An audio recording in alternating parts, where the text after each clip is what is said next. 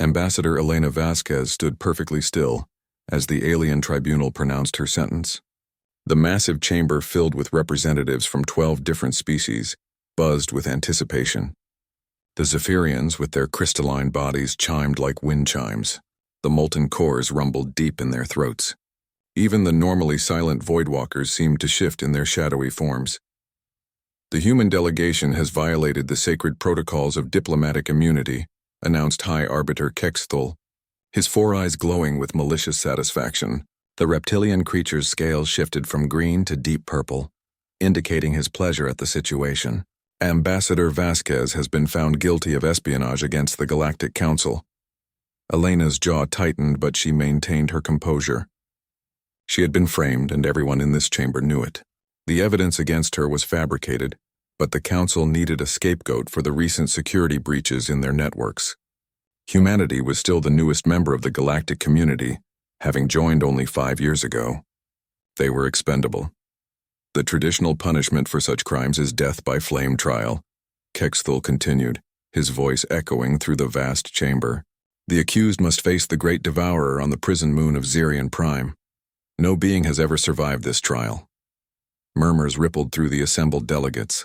The flame trial was legendary throughout the galaxy. The great devourer was an ancient dragon-like creature, the size of a small building, with scales harder than neutronium and breath that could melt starship hulls. It had been used as an executioner for over 1,000 years, and its lair was littered with the bones of those who had challenged it. Elena finally spoke, her voice steady and clear. "I accept the trial." The chamber erupted in surprised chatter. Most beings pleaded for mercy or tried to negotiate alternative punishments. Few accepted the flame trial with such calm determination. Ambassador Thylos of the Ethereal Collective, a being made of pure energy contained within a humanoid form, leaned forward. "Human, do you understand what you face? The Great Devourer has consumed the mightiest warriors of a dozen species. It has devoured Krillian battle champions, Nexari war priests, and even a Titan-class android from the machine hegemony." Elena turned her dark eyes toward Thylos. "I understand completely. When do we begin?" High Arbiter Kexthul's scales rippled with amusement. These humans were so naive, so arrogant. They had been in space for barely a century, while most of the species here had been exploring the galaxy for millennia. This foolish female would provide excellent entertainment for the Council. "The trial will commence in 3 standard days," Kexthul declared. "You will be transported to Xerion Prime with no weapons, no armor, and no technological assistance. You will face the Great Devourer with nothing but your natural abilities." As the tribunal dispersed, Ambassador Thylos approached Elena. The energy being's voice carried a note of genuine concern. "Human, I know you have been wronged here today. Your species shows promise, and I would hate to see it end before it truly begins. Is there nothing I can say to change your mind?" Elena smiled, and for a moment Thylos detected something unsettling in her expression. It wasn't fear or resignation. It was something else entirely. Something predatory. "Thank you for your concern, Ambassador," Elena replied. "But I think the Great Devourer and I need to have a conversation." As she was led away by the Council's security forces, Elena's mind was already working. The aliens thought they knew humans. They had studied their recent history, their brief spacefaring period, their diplomatic records, but there were things about humanity that didn't make it into official reports. Things about their past that the galactic community had never bothered to investigate. In her cell aboard the transport ship heading towards Xerion Prime, Elena removed a small pendant from around her neck. It was made of simple titanium and bore an inscription in an ancient Earth language. "Dragon Slayer Company, 75th Ranger Regiment." Below that was a name, Captain Elena Vasquez, and a date from 20 years ago. The aliens had done their research on Ambassador Elena Vasquez, the diplomat. They knew about her degrees in xenology and interspecies relations. They knew about her successful negotiations during the trade accord crisis. They knew about her peaceful resolution of the mining rights dispute on Kepler 442b. What they didn't know was that before Elena Vasquez became a diplomat, she had been something else entirely. Something the galaxy was about to rediscover the hard way. The transport ship continued its journey through the void, carrying what the Galactic Council believed was a naive human to her certain death. In reality, they were delivering something far more dangerous to Xerion Prime, They were bringing a predator to meet its prey.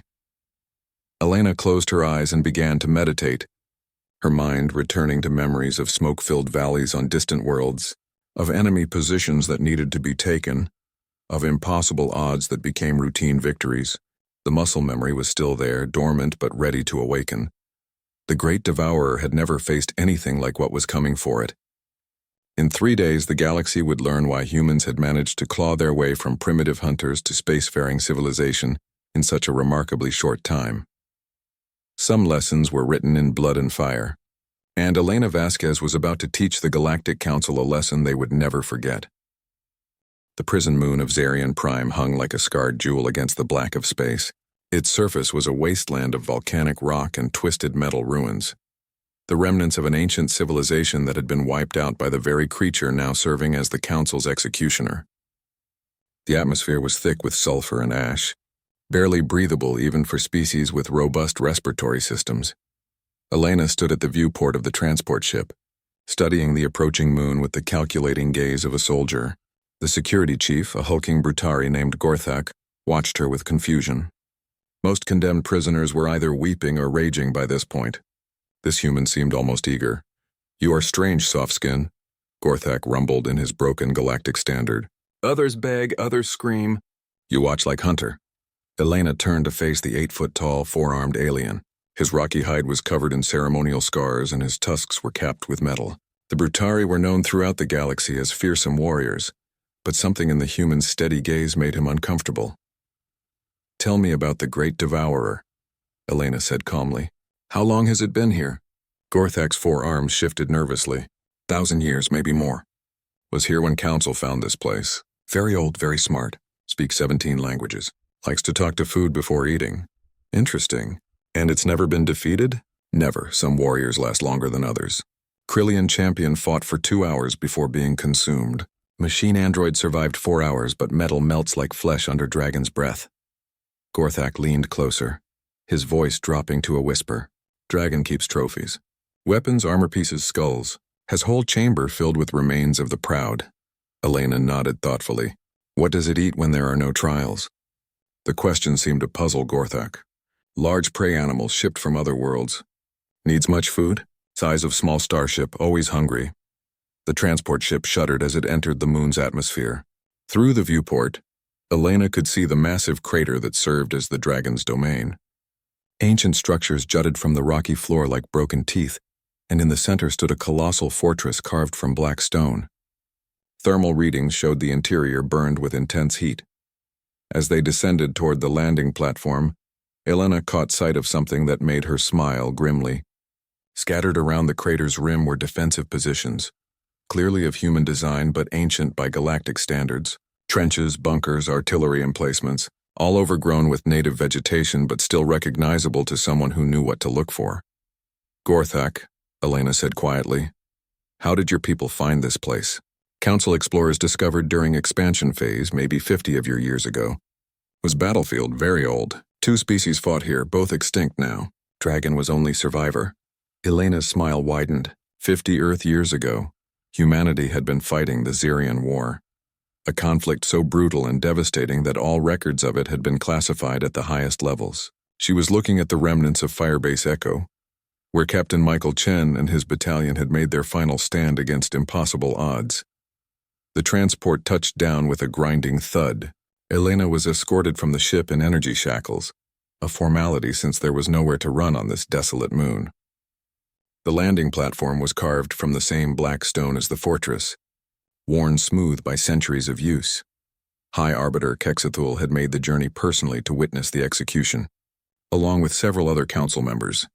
The reptilian scales gleamed with anticipation as he approached Elena. "Any final words, human? Perhaps a message for your species?" Elena looked directly into his 4 eyes. "Tell them Elena Vasquez remembered her training." Before Kexthul could ask what that meant, a sound echoed from the depths of the crater. It started as a low rumble, building to a roar that shook the very stones beneath their feet. The Great Devourer was announcing its presence. The massive creature emerged from its fortress like a living mountain. Its scales were indeed harder than neutronium, black as the void between stars and scarred by countless battles. Each scale was the size of a combat shield, overlapping in perfect defensive arrays. Its eyes burned like twin suns, and when it opened its maw, the heat was visible as shimmering waves in the air. The dragon was magnificent and terrible, a creature from the nightmares of every species in the galaxy. It moved with surprising grace for something so massive, its claws leaving deep gouges in the stone as it approached the platform. When it spoke, its voice was like the rumble of tectonic plates shifting. Another offering from the council. How delightful. The dragon's head, large as a shuttlecraft, lowered to examine Elena more closely. A human this time. I have not tasted your species before. Elena stood perfectly still as the massive predator studied her. She could feel the heat radiating from its body, smell the sulfur and ash on its breath. Any normal person would have been paralyzed with terror. You are not afraid, the dragon observed with interest. How curious. Fear adds such flavor to the meat. Are you perhaps simple-minded? I'm exactly as smart as I need to be, Elena replied evenly. The great devourer's eyes narrowed. Something about the human's tone was unsettling. There was no bravado, no false courage, just a calm certainty that seemed completely at odds with her situation. The trial begins now, High Arbiter Kexthul announced from a safe distance. The accused will have 1 hour to either defeat the great devourer or be consumed. Let the flame trial commence. The energy shackles around Elena's wrists dissolved, leaving her free to move. She stood alone on the platform, facing a creature that had killed thousands of the galaxy's greatest warriors. The dragon reared back, preparing to unleash a stream of superheated plasma that would reduce the human to ash in seconds. But as it drew breath for the killing blow, Elena did something unexpected. She smiled and spoke a single word in an ancient Earth language that hadn't been heard on Zarion Prime for 50 years. Finally. The great devourer hesitated, its massive head tilting in confusion. The word the human had spoken was in an ancient language, one the dragon had not heard in decades. More disturbing was the way she had said it, with the casual confidence of someone greeting an old friend. Elena used that moment of hesitation to move. She didn't run away from the dragon as every other trial participant had done. Instead, she ran directly toward it, her diplomatic clothes already being shed as she moved. Underneath, she wore a simple black bodysuit that showed the lean, efficient muscle of someone who had never truly stopped training. The dragon's confusion turned to irritation. It lunged forward with surprising speed, jaws opening wide enough to swallow a ground vehicle. But Elena was no longer where she had been. She rolled under the massive head and came up running along the creature's neck, her hands finding purchase on the edges of its armored scales. Impossible, High Arbiter Kexthul hissed from the observation platform. No being can move that fast without enhancement. Ambassador Thylos watched with growing fascination. Perhaps we underestimated human baseline capabilities. The dragon reared back, trying to shake the irritating human from its neck. Elena held on with the grip strength that came from years of climbing sheer cliff faces under enemy fire. She reached the base of the dragon's skull and did something that made every observer gasp in shock. She knocked on the creature's head with her knuckles, the sound echoing like hammer blows on an anvil. Hey, big guy, she called out in Galactic Standard, loud enough for everyone to hear. Remember Firebase Echo? Remember Captain Chen and the 75th Rangers? The great devourer went completely still. Its burning eyes widened, and when it spoke, there was uncertainty in its voice for the first time in centuries. You cannot be, the dragon rumbled. The humans on this world all perished 50 years ago. I consumed the last survivors myself. Elena swung around to hang in front of one massive eye, her face reflected in its fiery depths. Not all of us, Scale Boy. Some of us made it off-world. Some of us remembered what happened here. The dragon's memories stirred, dredging up images from half a century past. A war between two species with humans caught in the middle. The dragon had been younger then, smaller, hiding in the deep caves while the surface burned. It remembered emerging to find a devastated battlefield littered with the dead of 3 species. But it also remembered something else. A group of human soldiers who had not fled when their situation became hopeless. Warriors who had stood their ground and fought with a ferocity that impressed even an ancient predator. They had been different from the other species the dragon had encountered. They fought like it did, with cunning and adaptability and an absolute refusal to give up. The metal stick throwers, the dragon said slowly. The ones who made the thunder weapons sing. You fought like dragons. Elena grinned. We learned from the best. You gave us quite an education before we figured out how to hurt you. The assembled council members were completely lost. High Arbiter Kexthul's scales had shifted to a confused orange color. What is this? What are they discussing? But Gorthak, the Brutari security chief, understood more than his superiors. His species respected strength above all else, and he was beginning to realize that the soft-looking human was far more dangerous than anyone had imagined. Elena released her grip and dropped to the platform with the fluid grace of a trained acrobat. The dragon lowered its massive head to her level, studying her with new interest. "You are not here by chance," the dragon stated. "This trial, this sentencing, it was arranged." "Smart as always," Elena replied, pulling a small device from her bodysuit. It looked like a simple communication unit, but when she activated it, the dragon's eyes went wide. The device was broadcasting a signal on a frequency that had been silent for 50 years. The message was simple, transmitted in an old Earth military code. Dragon Slayer Protocol authorized. Target Galactic Council. Mission status active. The Great Devourer threw back its massive head and laughed, a sound like an avalanche mixed with thunder. The observation platform shook and several council members stumbled in terror. "Oh, this is rich," the dragon rumbled.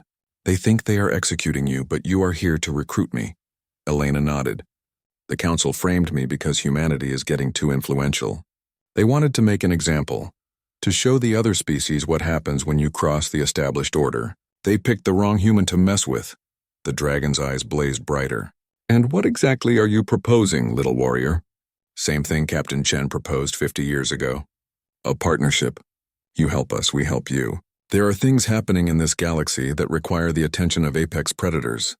High Arbiter Kexithul finally found his voice. "Guards, stop this at once. The trial must proceed according to protocol." But the dragon turned its massive head toward the observation platform, and every being there took an involuntary step backward. When the Great Devourer spoke, its voice carried the promise of violence. "The trial is over," the dragon announced, "and I find the accused useful." Elena walked calmly back to the center of the platform, the dragon moving alongside her like a living mountain. She looked up at the terrified council members and smiled the same predatory smile that had unsettled Ambassador Thylos days earlier.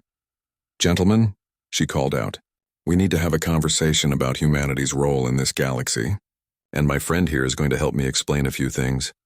The Great Devourer's rumbling laughter filled the crater, echoing off the ancient walls like the sound of doom itself.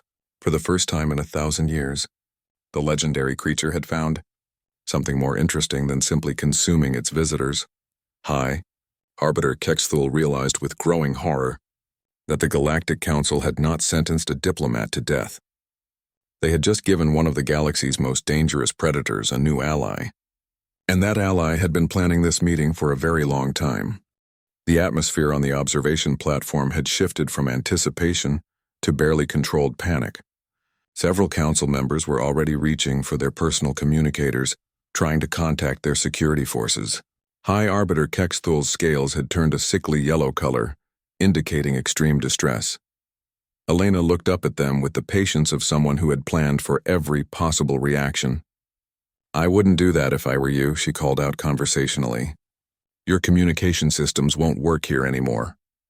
Ambassador Thylos, being composed of pure energy, was the first to detect what had happened. "Electromagnetic interference," he announced grimly. "Military grade. The entire moon is being jammed." The Great Devourer's eyes gleamed with amusement. 50 years I have waited for the metal birds to return. 3 of your days ago they began circling this moon. Small ones, silent ones, the kind that watch without being seen." Elena nodded approvingly. "Stealth reconnaissance drones. We've been monitoring council communications for months. We knew they would eventually try to eliminate me when our diplomatic success became too threatening to their power structure." Gorthak stepped forward, his forearms spreading in a gesture of challenge. "You speak of conspiracy, Softskin. Prove these claims." Elena smiled and touched her communication device again. This time, the holographic displays around the platform activated, showing recordings of secret council meetings.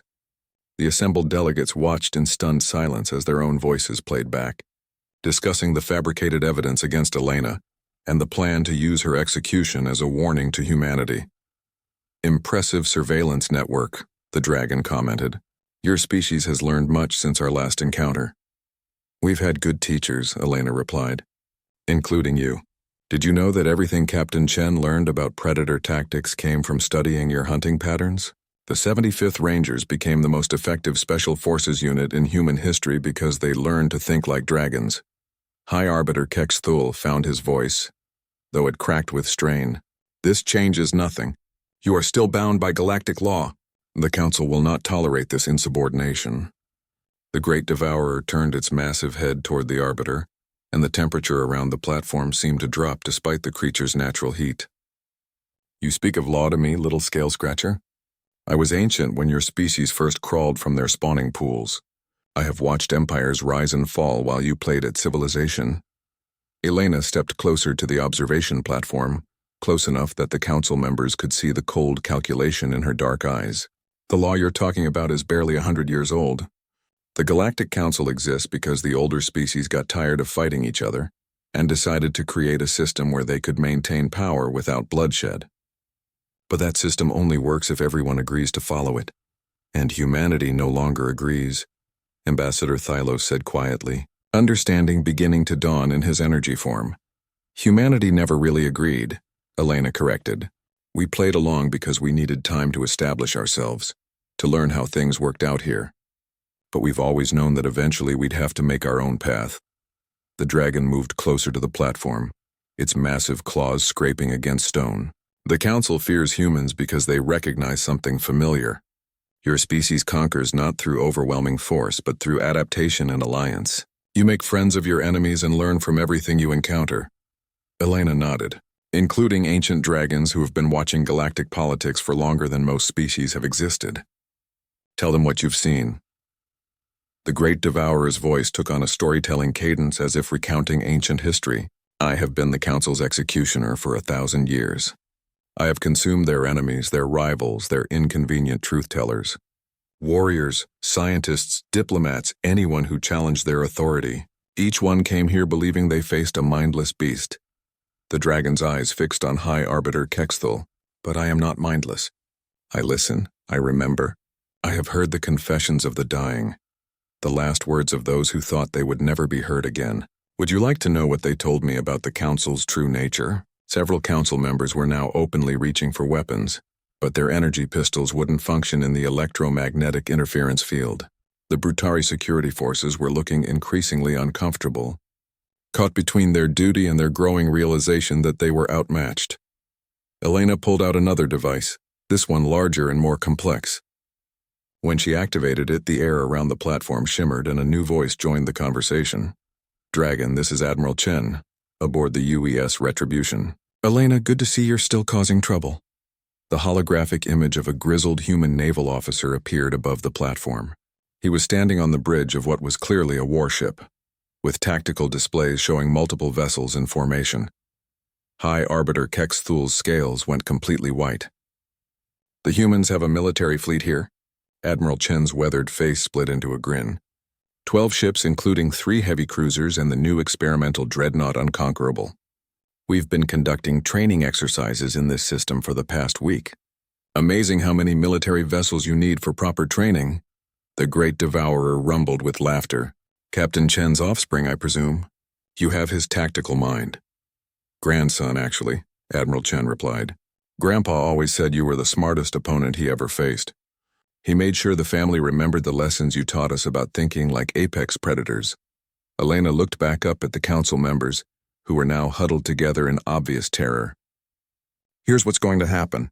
You're going to return to the council chambers and announce that the charges against me were fabricated. You're going to publicly apologize to the human delegation and grant humanity full voting rights in all council decisions. And if we refuse? High Arbiter Kex Thul managed to ask. The dragon's mouth opened slightly, revealing teeth the size of sword blades. Then you can join the other failed politicians in my trophy collection.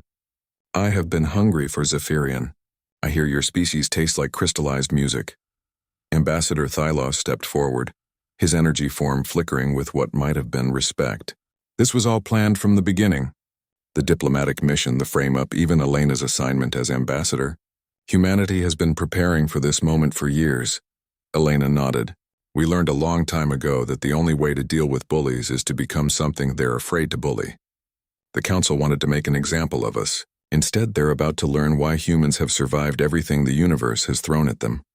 Admiral Chen's voice crackled through the communicator. Elena, we have incoming vessels. Looks like some of the council members' personal fleets are responding to their distress signals. The Great Devourer stretched its wings, each one large enough to shade a city block. How delightful. I have not had a proper battle in decades. Elena's smile became absolutely predatory. Well then, let's give them one they'll never forget. Time to show the galaxy what happens when you corner a human. The space around Xerion Prime erupted into chaos as ships from across the galaxy converged on the prison moon. The Council's emergency fleet consisted of vessels from 7 different species, each with their own tactical doctrines and command structures. They had numbers but lacked coordination. Admiral Chen's human fleet, by contrast, moved with the precision of a surgical instrument. The ships took defensive positions around the moon, while maintaining clear firing solutions on any vessel that approached too aggressively. Elena stood beside the Great Devourer, watching the tactical displays projected by her communication device. The dragon observed the space battle with the interest of a connoisseur, occasionally commenting on the various species' fighting techniques. The Krillians always charge directly, the dragon mused, as a formation of sleek warships accelerated toward the human fleet. No subtlety. They believe overwhelming force solves all problems. Used to, Elena corrected, watching as the Krillian ships suddenly found themselves surrounded by human vessels that had seemingly appeared from nowhere. Admiral Chen's been studying xenotactical doctrine for years. He knows exactly how each species fights.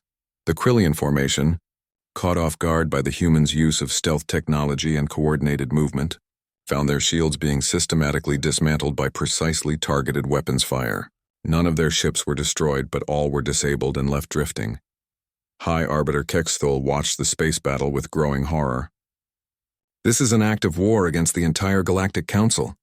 No, Elena replied calmly. This is a police action. We're arresting corrupt officials and their accomplices. There's a difference. The dragon's massive head turned toward the observation platform. Would you like to see my collection while we wait for the space battle to conclude? I have some fascinating artifacts from past trials. Before anyone could object, the dragon simply scooped up the entire platform with one massive claw. The council members screamed as they were carried into the ancient fortress, Elena walking calmly alongside the creature as if being transported by a dragon was the most natural thing in the world. The interior of the fortress was a marvel of ancient architecture mixed with the dragon's own modifications. Vast chambers carved from living rock housed collections that spanned millennia. Weapons, armor, artwork, and technology from hundreds of civilizations were displayed like museum pieces. But it was the center chamber that made even Elena pause in appreciation. Rising from the floor like a twisted metal tree was a monument made entirely of weapons, swords, energy rifles, plasma cannons, molecular disruptors, all fused together in an artistic display that spoke of countless battles and fallen warriors. My trophy collection, the dragon said with evident pride. Each piece tells a story of someone who thought they could defeat me through strength alone. Elena walked closer to the monument, her eyes picking out details that the terrified council members missed. Hidden among the alien weapons were several pieces of clearly human origin. Old Earth military equipment that shouldn't have existed on this world. Grandpa's rifle, she said softly, recognizing the distinctive barrel modifications that Captain Chen had made to his weapon during the Xerion War. The dragon nodded solemnly. Captain Chen was the first being in centuries to earn my respect. When the battle was lost and his position overrun, he could have surrendered. Instead, he chose to make a final stand that gave his people time to escape. I kept his weapon as a reminder that courage is not limited to any single species. Elena reached out and touched the worn grip of her grandfather's rifle. The metal was still warm from the dragon's body heat, but somehow it felt like coming home. He told me stories about this place, she said quietly, about the dragon who fought like a warrior instead of a monster. He said if humanity ever made it to the stars, we should remember that the universe is full of apex predators, and the smart ones learn to work together instead of destroying each other. The communication device crackled with Admiral Chen's voice. Elena, the council fleet is requesting permission to withdraw. Apparently, several species are having second thoughts about fighting both humans and a very large dragon. Elena looked up at the terrified council members, who were huddled together on the platform like scared children. What do you think? Should we let them go? High Arbiter Kexthul finally found his courage, or perhaps his desperation overcame his fear. You cannot seriously believe you can threaten the entire galactic government.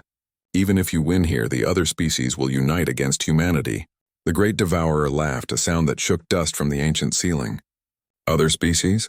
Little Arbiter, do you know how many beings have sought me out over the years? Not for trials, but for conversation? Elena smiled knowingly.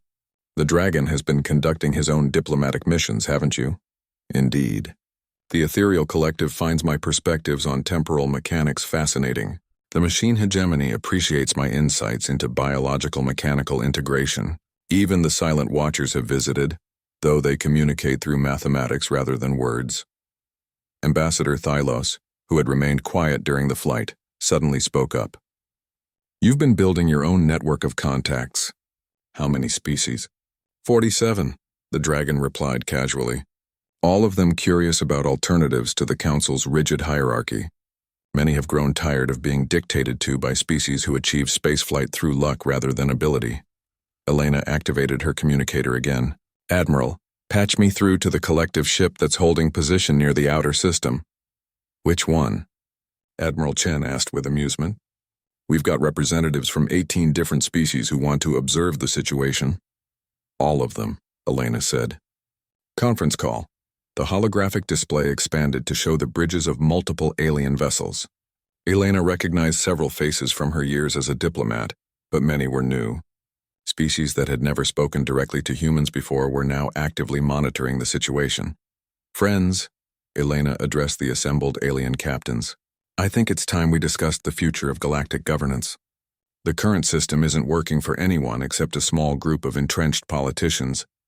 Captain Vorthak of the Hegemony spoke first, his mechanical voice carrying clearly through the communication link. The machine hegemony has long believed that efficiency should determine leadership, not hereditary privilege or species age. The ethereal collective's representative shimmered into view. The collective agrees. We have observed increasing stagnation in technological and social development under the current council structure. One by one, the alien captains voiced their support for change. Some wanted representation based on technological contribution. Others advocated for rotating leadership. Several species proposed merit-based selection for council positions. High Arbiter Kexthul watched his carefully constructed power structure crumble before his eyes. This is impossible. The council has maintained peace for over 2 centuries. Peace through stagnation, Elena countered. Peace through suppressing anyone who might challenge the status quo. That's not peace, Arbiter. That's just delayed conflict. The dragon moved closer to the observation platform, bringing its massive head level with the council members. The galaxy is changing, little politicians. New species are emerging. Old problems require new solutions, and the universe itself continues to evolve. You can either adapt or be replaced. Elena climbed onto the dragon's head, standing between its horns like a warrior queen from ancient mythology. The choice is yours, council members. Work with us to create something better, or watch as the galaxy moves forward without you. From her position atop the Great Devourer, Elena could see the future taking shape. Ships from dozens of species were converging on Xerion Prime, drawn not by conflict but by the possibility of change. The old order was ending and something new was about to begin. The age of the Galactic Council was over. The age of the Galactic Alliance was about to dawn. 3 weeks after the confrontation on Xerion Prime, the former council chambers had been transformed into something unprecedented in galactic history. Representatives from 63 species sat in a vast circular chamber, each delegation positioned according to a complex algorithm that considered technological contribution, population, resource availability, and diplomatic skill rather than simple age or military power. Elena Vasquez stood at the center of the chamber, no longer wearing the formal robes of a human ambassador, but the practical uniform of the Alliance's first Secretary General. The position had been created specifically for her, a recognition of her role in orchestrating the peaceful revolution that had swept through galactic civilization. Beside her, in a specially constructed platform that could support his massive weight. The Great Devourer served as the Alliance's chief military advisor. His ancient wisdom and complete neutrality made him the perfect mediator for disputes between species that had been feuding for millennia. The transformation had not been without its challenges. Several of the old Council species had attempted to maintain their privileged positions through force, leading to brief but decisive conflicts. The Zephyrians had tried to blockade trade routes until their crystalline ships encountered Admiral Chen's fleet and discovered that human tactical doctrine had evolved considerably since their last encounter. The Molten Cores had attempted to use their control of several key mining worlds as leverage, until the machine hegemony demonstrated that their new alliance with humanity had produced some remarkable advances in asteroid mining technology. Suddenly, the cores found their monopoly worthless. Most surprisingly, many species had embraced the change enthusiastically. The younger civilizations, those who had been marginalized under the Council system, found their voices heard for the first time in generations. Even some of the older species, tired of the stagnation and corruption that had infected the Council, supported the new order. High Arbiter Kexthul, now calling himself simply Representative Kexthul, had been among the first to formally request membership in the Alliance. His species, the Saurians, brought extensive knowledge of agricultural techniques that proved invaluable for terraforming projects. The motion before us today, Elena announced to the assembled delegates, concerns the establishment of the Joint Exploration Initiative. The universe is vast, and there are still countless worlds, phenomena, and possibly civilizations we have yet to encounter. The Alliance proposes pooling our resources for peaceful exploration and first contact protocols. Ambassador Thylos, now representing the ethereal collective in the Alliance, raised his energy form. The collective supports this motion. Our recent collaboration with human scientists has produced fascinating insights into dimensional physics. We believe joint exploration will accelerate discovery for all species. Captain Vorthak of the Machine Hegemony projected his support through the Chamber's communication system. The Hegemony calculates a 347% increase in exploration efficiency through resource sharing and combined expertise. We contribute 17 deep space exploration vessels and advanced sensor arrays. The debate that followed was spirited but civil, a marked change from the old Council's tendency toward shouting matches and veiled threats. The dragon occasionally intervened with observations drawn from his millennia of experience, and Elena guided the discussion with the diplomatic skills that had made her famous. As the session continued, Elena's mind wandered to the changes that had swept through human space as well. The revelation of humanity's hidden military capabilities and their successful challenge to galactic authority had sparked a renaissance of confidence and innovation. New colonies were being established at an unprecedented rate, and human technology was advancing through exchange with dozens of alien civilizations. The 75th Rangers had been reformed as an elite peacekeeping force, trained in both human and alien combat techniques. Captain Chen's tactical doctrines were now taught in military academies across Alliance space, and several species had requested human advisors for their own forces. But perhaps the most significant change was in how other species viewed humanity. The carefully cultivated image of naive newcomers had been replaced by a reputation for cunning, adaptability, and surprising depth. Elena smiled as she remembered a recent conversation with a young Krillian officer who had expressed amazement at human deception capabilities when she had explained that humans called it strategic planning. The officer had requested permission to study at the New Alliance Military Academy on Earth. The vote on the Joint Exploration Initiative passed with overwhelming support. As the session moved to its next item, Elena received a private communication from Admiral Chen, who was currently overseeing the integration of alien technologies into the human fleet.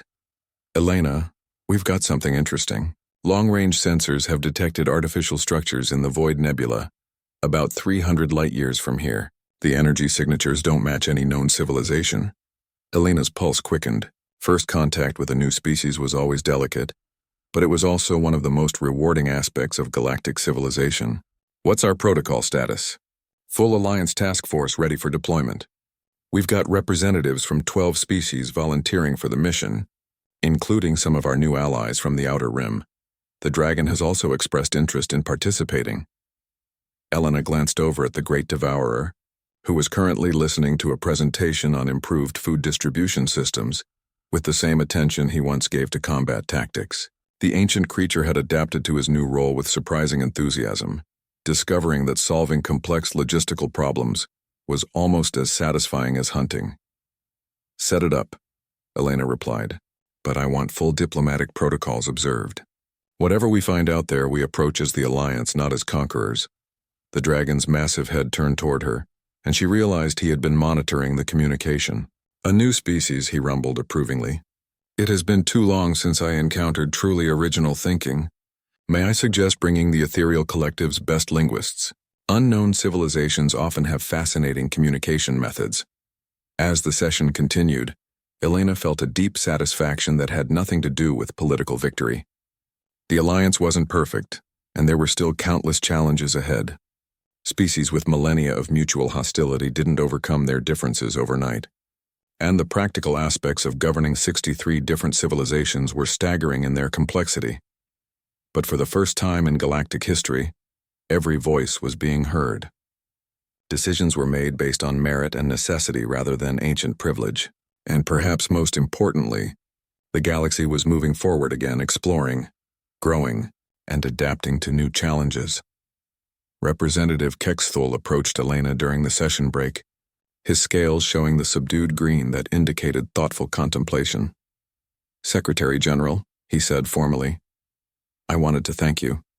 When you first appeared before the Council, I believed we were dealing with a naive species that could be easily managed.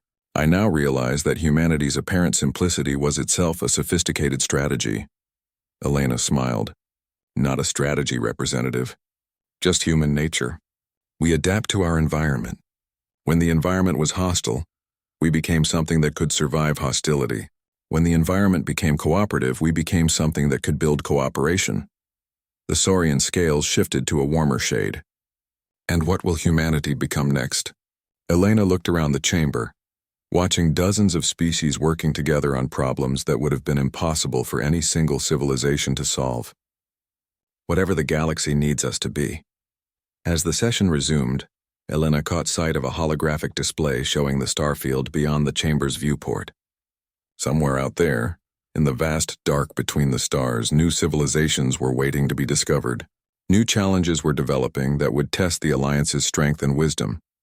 But for the first time since humanity had ventured into space, Elena was confident they wouldn't face those challenges alone.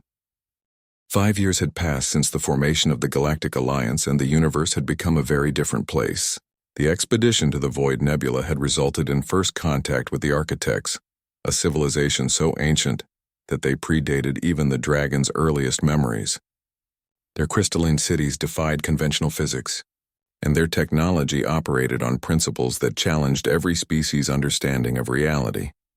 Elena stood on the observation deck of the Alliance flagship Harmony, watching as construction crews from a dozen species worked together to build humanity's first deep space research station. The station would serve as a joint facility for studying architect technology, with each species contributing their unique expertise to unlock secrets that had been hidden for millions of years. The Great Devourer floated nearby in his custom-built atmospheric suit, a marvel of engineering that allowed the massive creature to operate in the vacuum of space. He was directing the placement of structural elements with the same precision he had once used to hunt prey, his ancient mind having found new purpose in construction rather than destruction. "The irony is delicious," he rumbled through the communication system. "I spent 1,000 years as an executioner, and now I help build monuments to cooperation." Captain Chen would have appreciated the humor. Elena smiled, watching human engineers work alongside ethereal mathematicians and machine hegemony construction drones. "I think he would have been proud. His grandson certainly is." Admiral Chen had been promoted to Alliance Supreme Commander, overseeing military operations across 67 member species. The old human tendency toward aggressive expansion had been channeled into peaceful exploration and defense coordination. Human tactical doctrine was now studied throughout Alliance space, not as a method of conquest but as a framework for protecting the growing Federation of Worlds. The communication panel chimed with an incoming priority message. Elena recognized the sender immediately. Dr. Sarah Kim, humanities lead xenoarchaeologist and the current director of the Architect Research Project. Elena, you need to see this. Dr. Kim's voice carried excitement and concern in equal measure. We've made a breakthrough in translating the Architect databases, and what we've found changes everything we thought we knew about galactic history. Within minutes, Elena and the Dragon were aboard a high-speed shuttle heading for the research station. The facility was a masterpiece of cooperative engineering, combining human adaptability, Architect crystalline technology, and contributions from dozens of other species. It looked more like a work of art than a scientific installation. Dr. Kim met them at the docking bay, her usually calm demeanor replaced by barely contained excitement. We've been working on the central database for months, using translation algorithms developed by the collective and processing power donated by the hegemony. What we found is a complete record of galactic civilization going back 20 million years. They made their way through corridors lined with displays showing the Architect's crystalline script. The translation project had required the combined expertise of every Alliance species, each contributing unique insights into language, mathematics, and conceptual frameworks. The main laboratory was a vast chamber dominated by a holographic display showing the galaxy as it existed 20 million years ago. Star patterns were different. Entire sectors that now seemed empty showed the traces of vanished civilizations, and the spiral arms themselves had shifted position over the eons. The architects weren't just observers, Dr. Kim explained as they approached the display. They were gardeners. They watched civilizations rise and fall, occasionally intervening to prevent galaxy-wide extinction events. They've seen this pattern before. Elena studied the holographic timeline, watching as civilizations appeared, flourished, and vanished in cycles spanning millions of years. What pattern? This one. Dr. Kim manipulated the controls and the display zoomed in on a period roughly corresponding to the present day. Every few million years, the galaxy reaches a point where the dominant civilizations become stagnant. They stop exploring, stop growing, stop adapting. When that happens, they inevitably collapse, either through internal decay or external pressure. The dragon moved closer to the display, his massive form dwarfing the human scientists. The Council, he said with sudden understanding. They were following the same pattern: maintain the status quo, prevent change, suppress anything that might threaten their stability. Dr. Kim nodded grimly. According to the Architect records, the Galactic Council was already showing signs of terminal stagnation. If we hadn't formed the Alliance when we did, galactic civilization would have collapsed within another century. Elena felt a chill that had nothing to do with the station's temperature. How many times has this happened before? At least 7 complete cycles, Dr. Kim replied. Each time, the dominant species become so focused on preserving their power that they stop adapting to new challenges. When the crisis comes, they can't respond effectively, and everything they've built crumbles. The holographic display shifted to show the present day, with the Alliance's territory marked in blue, and the remaining independent systems in various other colors. The pattern was clearly different from previous eras, with multiple species sharing power and resources instead of a single dominant civilization controlling everything. But there's hope, Dr. Kim continued. The architects left detailed records of what breaks the cycle. Cooperation between diverse species, shared governance, and most importantly, a willingness to change and adapt when circumstances require it. Elena studied the data, her diplomatic mind already working through the implications. They're describing the Alliance. We accidentally created the exact system needed to prevent galactic collapse. Not accidentally, the dragon corrected. Humans did what they always do. You adapted to your environment. When you encountered a stagnant system, you became agents of change. When you faced a hostile bureaucracy, you became revolutionary. When the galaxy needed new leadership, you provided it. Dr. Kim activated another display, this one showing projections of galactic development under different scenarios. If we maintain current Alliance policies, the models predict stable growth for at least 10 million years. New species can be integrated as they achieve spaceflight. Technology will continue advancing, and expansion into unexplored regions can proceed safely. Elena looked at the vast star map. imagining the countless worlds yet to be discovered, the civilizations yet to be contacted, the challenges yet to be faced. What about the architects? Are they still out there? Unknown, Dr. Kim admitted.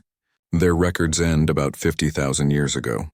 They may have transcended physical existence or moved to another galaxy, or simply decided their gardening duties were complete, but they left behind something valuable. The scientist led them to another chamber, this one containing a device that looked like a crystalline tree made of pure light. The structure pulsed with energy that seemed to exist on multiple dimensional levels simultaneously. A communication relay, Dr. Kim explained. It's connected to similar devices throughout the galaxy, hidden in systems we haven't even discovered yet. The architects used it to monitor civilizations and coordinate their interventions. Now it's ours. Elena approached the device, feeling a strange resonance in its energy patterns. What does that mean for the Alliance? The dragon answered before Dr. Kim could speak. It means we become the gardeners. We take responsibility for nurturing galactic civilization, for preventing the cycles of stagnation and collapse, for ensuring that life and intelligence continue to flourish throughout the galaxy. Elena felt the weight of that responsibility, but also its incredible potential. The Alliance had begun as a simple reaction to political corruption. Now it was being offered the chance to guide the development of an entire galaxy. She touched the crystalline surface of the communication device, and for a moment she could sense the vast network it was connected to. Monitoring stations on distant worlds, automated systems watching for signs of civilizational stress, databases containing the wisdom of 20 million years of galactic history. Dr. Kim, Elena said quietly, prepare a full briefing for the Alliance Council. Every species needs to understand what we've discovered and what it means for our future. As they prepared to leave the research station, Elena took one last look at the star map showing the galaxy's future. Humanity had come so far from their origins on a single world, and they were about to take on responsibilities that would shape the destiny of countless civilizations. The dragon's voice rumbled with satisfaction. Your grandfather would be proud, Elena. He set out to protect his people from a hostile universe. His granddaughter has ended up protecting the universe itself. Elena smiled as their shuttle departed for Alliance headquarters. The trial that had brought her to Zerion Prime had been intended as an execution. Instead, it had become the beginning of a new age of galactic civilization. The galaxy's greatest predators had learned to work together, and the universe would never be the same.